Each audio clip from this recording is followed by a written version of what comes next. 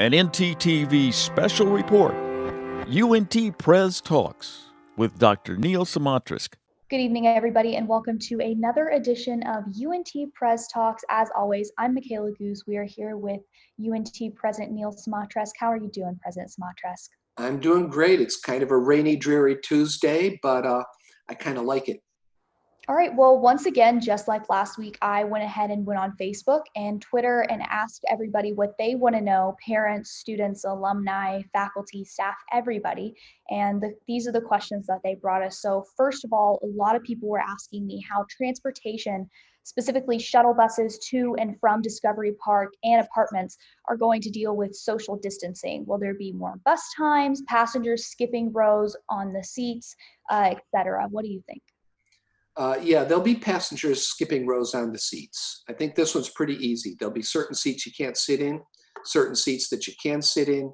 And I've looked, at least right now, in the summer, the buses are deserted. If you see one person, it's surprising. They're still running their schedules. We'll play it by ear. We want to make sure that people know that they can get transportation if they need it. We don't anticipate having a large population on campus at any given time. I would say maybe a third of the students who normally show up on campus will be there. And so hopefully that'll be able to the shuttle bus schedule will be able to accommodate the demand. If not, we'll go ahead and we'll make an adjustment in it with some of our CARES Act money. And once again, just to clarify, there will be mandatory masks on all buses, shuttle buses, and transportation buses, correct? Absolutely. I've watched. The bus drivers are wearing their masks even when no one's in the bus. So I'm very proud of them. And everybody else will have to wear a mask too. And let me make a very specific request. I see a lot of people not taking their mask rule very seriously. They understand they have to have them, but they pull them down below their nose. Please don't do that. For anybody who's listening, wear your mask properly. It should cover your nose and your mouth. And this is for the safety of everyone involved, for the safety of your friends, your family, and the community. So please wear your mask right. Okay. And there is a hotline number still, correct, that we can call into if there are any mask violations being seen around campus? Yeah, this is tricky. What we're trying to do is, I guess the best way to phrase it is to have all of us become safety ambassadors to help gently, not shaming people, but to help gently remind people of their responsibility. Maybe we need to have a box of disposable masks on each bus, which I hadn't thought of before. So let me think some of this through. Certainly in a classroom situation, if someone comes in without a mask, we're going to offer them a mask. If they refuse to wear a mask, they will have to have a medical reason. Otherwise, we're going to try not to shame them or challenge them. If this becomes a repeat problem, that's when we'll deal with it from a more of a disciplinary element or from a permissions element. It's a privilege to have a class. It isn't necessarily a right. And so we want people to understand that for everybody to enjoy the privilege, wearing a mask is going to be required. And I think that's an amazing rule, especially for the safety of all of our students and faculty. Moving on, will teachers and professors be able to penalize students who suddenly are tested positive or have to quarantine because they had contact with somebody and they suddenly aren't able to show up to in-person classes and have to quickly transfer to an online version of the course? Yeah, so first of all, this will happen. With 100% certainty, we'll have some student who has to self-isolate for 14 days.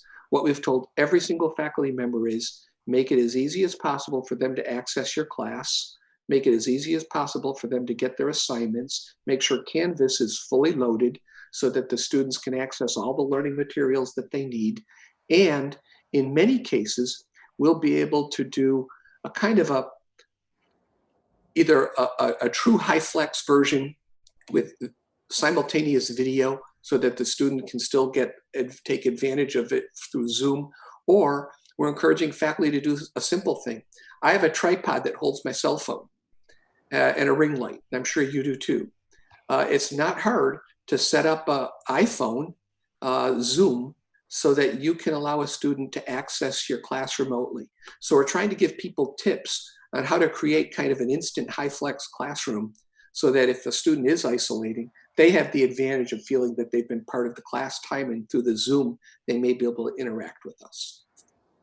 That's absolutely amazing. I love that they're doing the lectures in real time, so that way the students are still on the same schedule and they still have that small sense of normalcy even when they are quarantining. Yeah, I won't promise that it all goes perfectly smoothly. Not every faculty member will be equally facile in doing this, but I think most faculty members will certainly understand it, and we won't be penalizing anyone. We'll be making accommodations for testing and other kinds of things. Okay.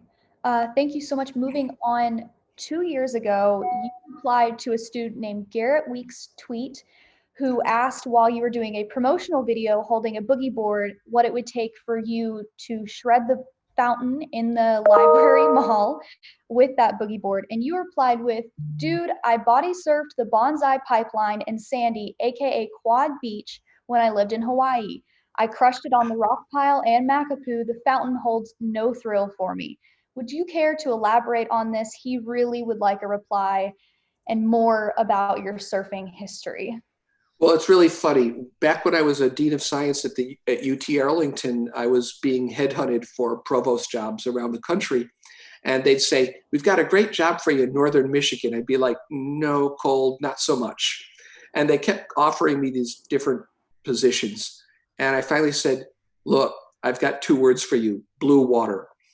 I'd been a swimmer all through high school. I swam competitively in college.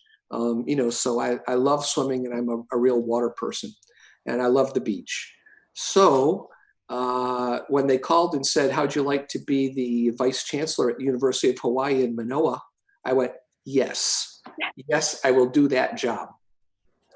What I'll tell you is I live 10 minutes from Waikiki Beach, so I could get to the beach fast. I lived 15 to 20 minutes from Sandy's, which has one of the sharpest, hardest shore breaks ever.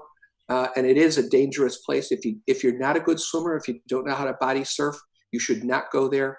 It has a highest incidence of high neck breaks of any beach in the world. That's why they call it Quad Beach.